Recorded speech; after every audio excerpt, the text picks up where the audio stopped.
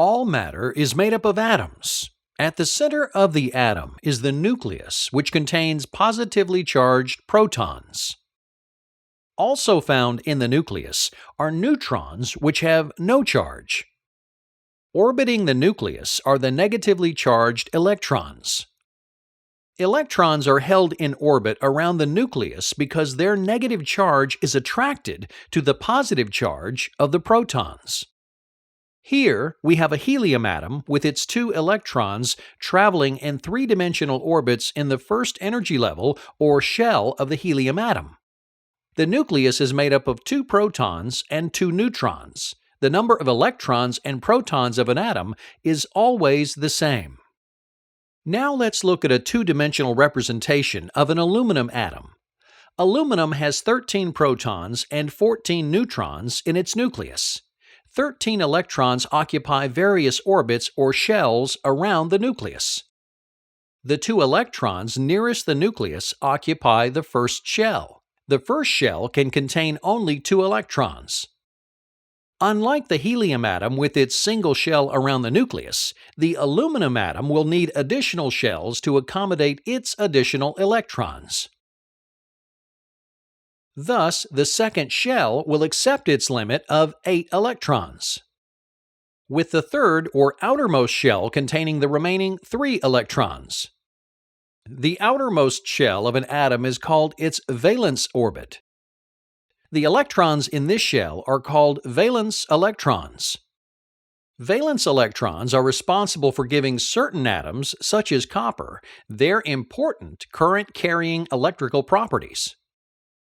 The farther electrons are from the nucleus, the weaker their attraction to the nucleus. In the case of the copper atom, after the third shell is filled with its maximum 18 electrons, the remaining electron occupies the outermost fourth shell.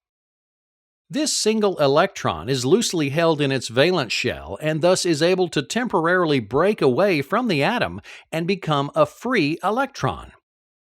When a valence electron leaves an atom to become a free electron, it takes with it the negative charge. The result is a net positive charge for the copper atom. This atom with 1 less electron than its normal number is called a positive ion.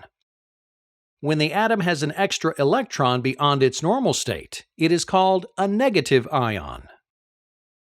To further investigate how negative and positive ions are formed, let's look at the compound sodium chloride or table salt.